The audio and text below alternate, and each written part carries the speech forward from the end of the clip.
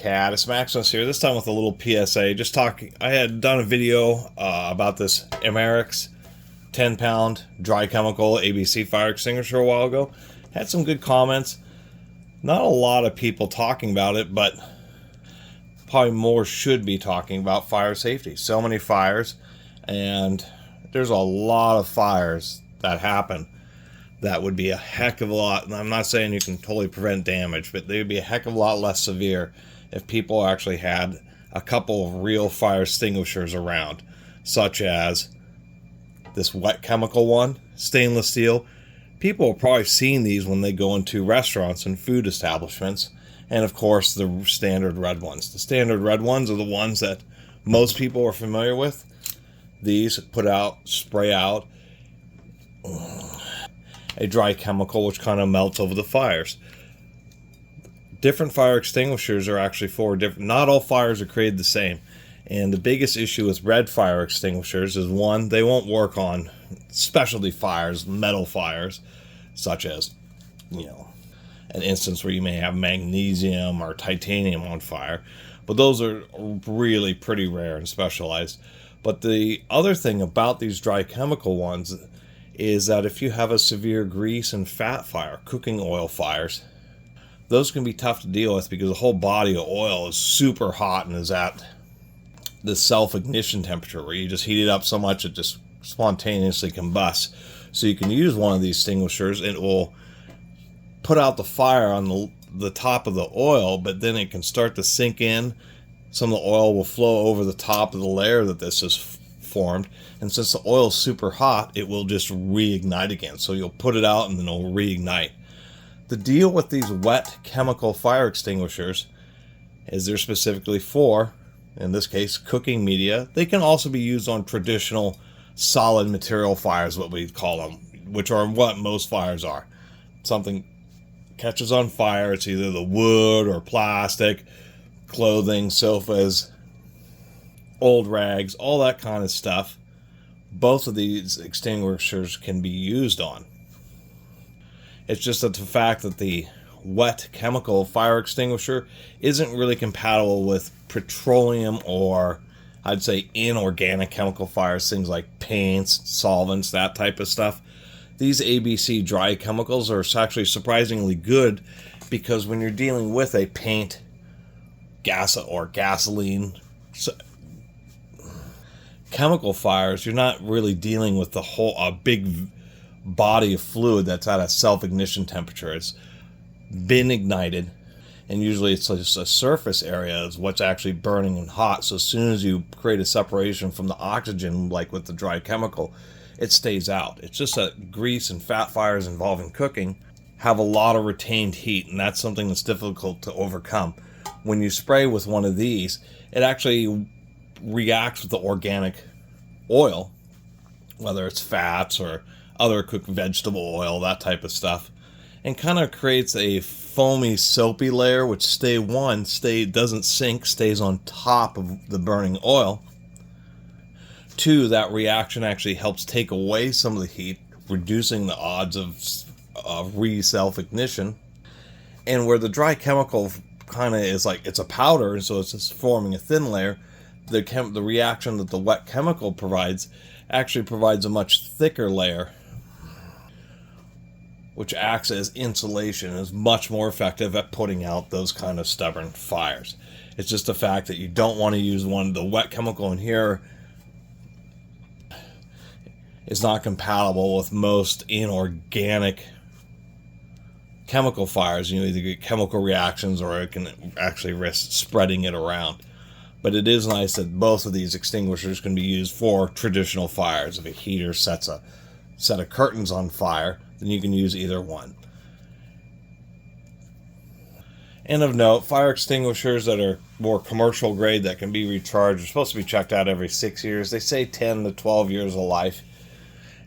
It is kind of expensive to get them recertified. Usually, I called around. A lot of times you can get a replacement extinguisher for almost the same price as recharging. It just depends on what the costs are in your local area.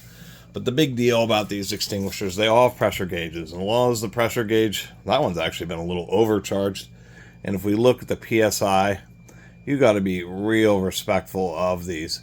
This is only 100 psi, but it's still a fair amount of pressure. These dry chemical ones are nitrogen charged, and we can see that these are charged to 195 or 200 psi. Quick side note, don't ever mess with old rusty fire extinguishers. They're an explosion hazard. These obviously a 200 psi container, a 100 psi container. Also, they're measured by the weight of the, in this case, it's a dry chemical, so this extinguisher is rated, is it called a 10 pound because it has 10 pounds of that powder in it. Has nothing to do with the weight. This overall weight of this red one, probably 20 pounds, 25 pounds.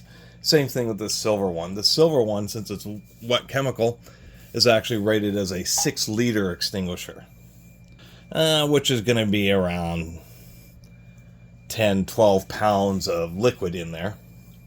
But of course in a stainless steel vessel. Another side note, any halfway decent extinguisher, one, you're going to want the biggest extinguisher you can get, because if you have a big fire and a tiny little 3-pound or 5-pound extinguisher, you may not be able to cover the whole fire, and then it's just going to continue to burn down. So you always get the biggest you can afford. They even make these up to 20 pound, and they make these up to like 10 or 12 liter. They make some pretty big ones, but the 6-liter and the 10 pound are about the minimum size. Getting ones that have a hose rather than just dealing with a cheesy nozzle coming off the end is also much better, because obviously a hose just gets a little further away from your body and your hand when you're using it, and allows you to direct the spray much more accurately. These even have a little angled nozzle, because usually you're dealing, these are intended for kitchens, commercial, restaurants, that type of stuff. The angled nozzle is just so it's easier to point downwards and get over the top of, whatever deep fryers decide to catch on fire. And so for my viewers, it's really worth the money. They really last long enough. And if you're in a situation, if you're like me, where you've managed to get up both a 10 pound and a 6-liter, both wet and dry fire extinguishers, you're pretty well covered. And it's really just a absolute peace of mind for not a ton of money spent, especially considering the damage that a fire can do. The other nice thing about having both styles of fire extinguishers, one, being able to easily deal with any kind of out of control kitchen fire in a for sure fashion, rather than having one of these and having to spray 5 times as much of this dry powder just to get enough of it mixed in with your oil fire to finally get it to die out versus something that's pretty guaranteed. The second benefit is that they both can be used in traditional solid fuel fires, and in that case you just have twice as much to attack the fire with. And even though one, if they've ever been used, you have to get them recertified, because the chemical agents and the dry powders can get caught in the valves anytime a fire extinguisher has ever been discharged, even for a tiny, at all. If you've ever pulled the trigger, then the valves need to be cleaned out, and they really do need to be recharged. But that being said, even if you have an old extinguisher, any way you cut it, as long as the needle's in the green, it has pressure. And if you have a fire, it's a heck of a lot better to use an old fire extinguisher than to not use one at all. And the nice thing is you generally can get quite a bit of lifespan. The sealing and the valves and these things are actually pretty good, and many times people they retain pressure for a really long time. But they should be, nonetheless periodically inspected. So, long 10-minute video kind of blabbing about both wet and dry fire extinguishers, but I like the Amerex brands because they are made in the United States.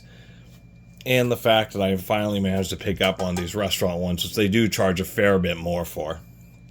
But it's really nice because having both of these really just gives you a peace of mind. Whatever really kind of fire that you're going to run into, whether it's solid fuel, chemical, organic oils and fats,